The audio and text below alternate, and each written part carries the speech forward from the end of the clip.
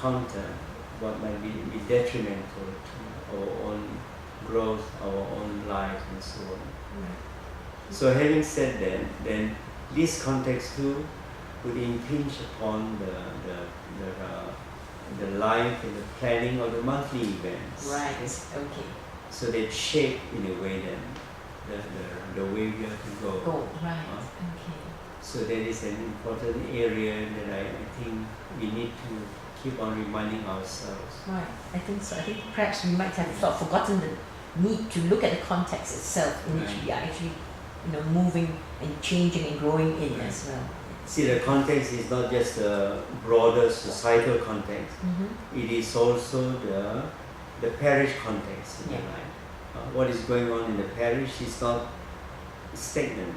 It moves. Yes. So one of the points that you raised then was how I look at it during these few decades.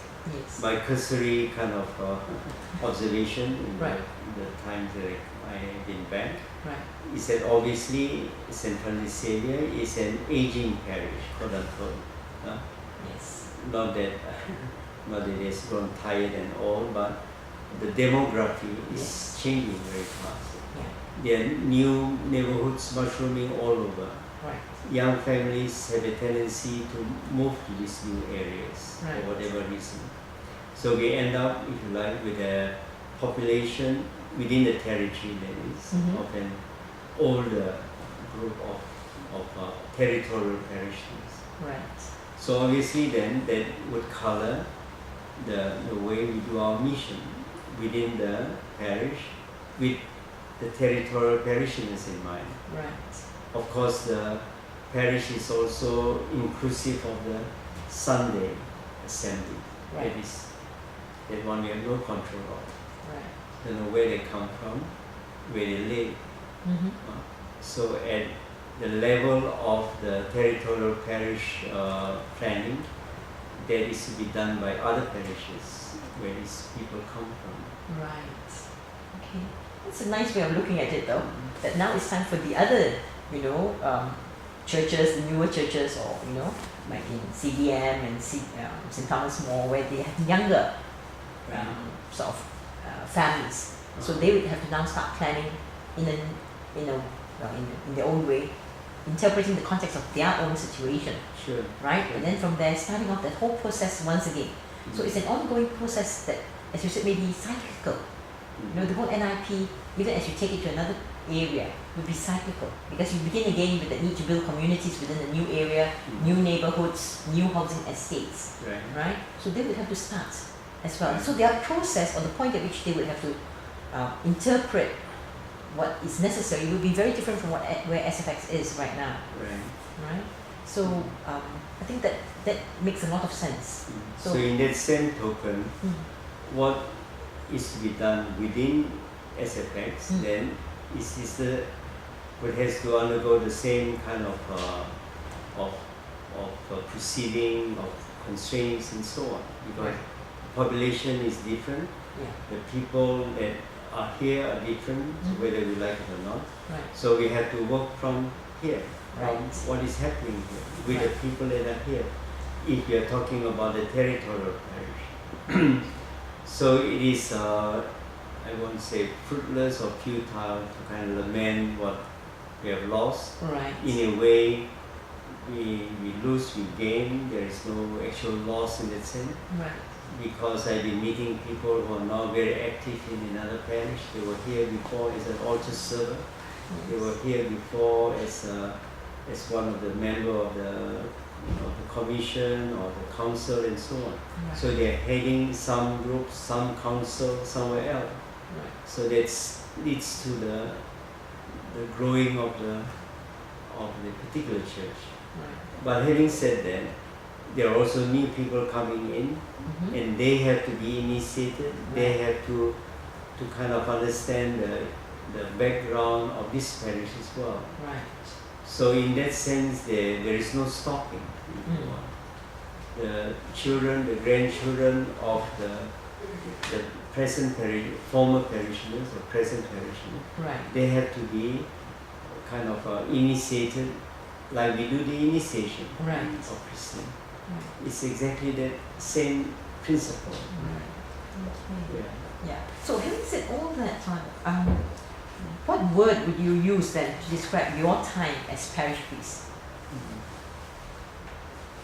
I would think it's a kind of a summarizing word. Yes, a summarizing word for yourself. Before, I would think that the word gratitude,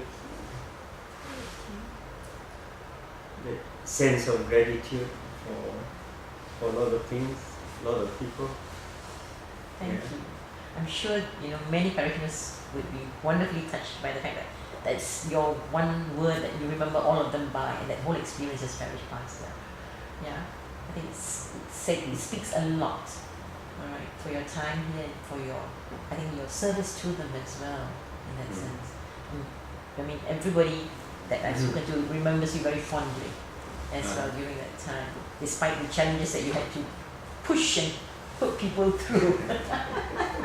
It would have been very, very good, I think, in that sense. So, would you want to say something special to the parishioners of SMX today, as as a church celebrating 50 years in a short while? Do you have any special message you would like to say to them? Special message. Yes. Message very, very sounds very momentous. Well, it's just something that you'd like to say to them because it's celebration. No, I would think, well, the celebrating part, of course, then is a time of joyful remembrances of the way God has been accompanying us, touching us, journeying with us, inspiring us, helping us. I think then part of obviously then is to come in the celebration too. I would imagine any celebration of like an anniversary is always looking backwards to all this. So hence that record, that table book that you have in mind is a contribution to enlivening some of these memories, recalling what had happened, and remembering especially names that might have not said correctly and all that. That will be put into proper record and perspective to celebrate all the contribution, I think, of all these different groups that have taken part in the life of the parish till now. 50 years is not so long, but still it's it is a long enough period to see many things evolving, changing the lives of individuals, families, the parish as a group. And in all this, obviously, then that sense of thanking God for all the many blessings He's bestowed on us. So as I mentioned during the Sunday's celebration, you meet people who are in the parish with great talents here, who have contributed a lot of things to the life of the people. Now maybe in their own way they are a bit handicapped because of their personal constraints, their health and so on. Yes, the other day I saw Flavia D'Souza, for example. And there are many like her. Celine Vincent, I mentioned already, in the children's school. Angeline Fernandez, Marathon. I didn't see Joel, but many of the ministers of communion were there. Now grey head, white head. But they have been around for a long time. They contributed a lot towards the life of the parish. So a lot of things to thank God for, to be grateful for the many blessings. So in looking back at the past, what's the future? And I believe the directory of the parish still has the NIP vision and mission, at least in the directory, instead in print. Now, having said that, I would think if there is still the kind of the decided approach to adopt in the parish, then we should not lose sight, I believe, also of those things that I mentioned, that this is a very demanding process.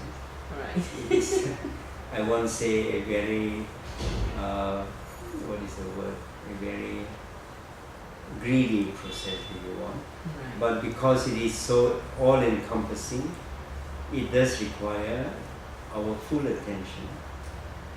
Earlier on I said one of the challenges in my own pastorate is precisely that in implementing this process and trying to implement it as closely as possible to the vision of the project, that I found it to be very demanding, because then, as I said, it is not just adding something to the coffee table. Right.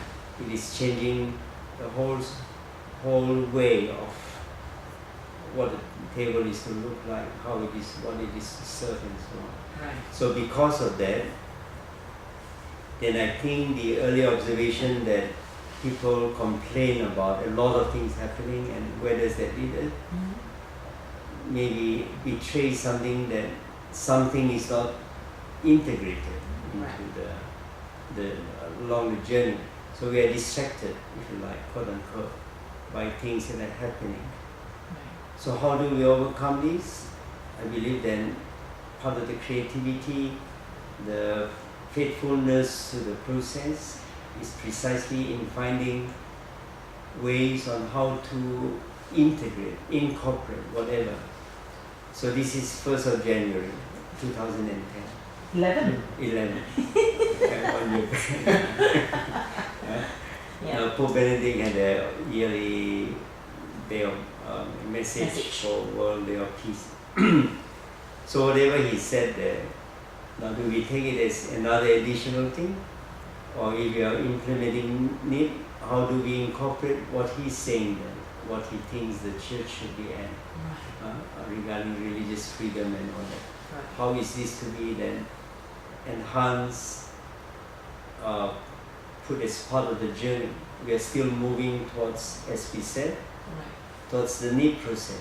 So how is this new thing now, 2011, that has been announced, to be part of the journey? This is what I'm trying to say. There may be new ways of doing things, new programs of renewing the family, for example. How is this to be then incorporated into this? Just the other day, Catholic News was talking about a new Marian apparition being authenticated. Now maybe someone will go there and then bring the devotion and the spirit back.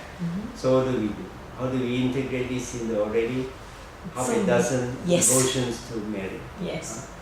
So if we don't do that, then as has happened in a number of places, then we have all kinds of not only statues, devotion, but we are like chopping up Mary into different parts.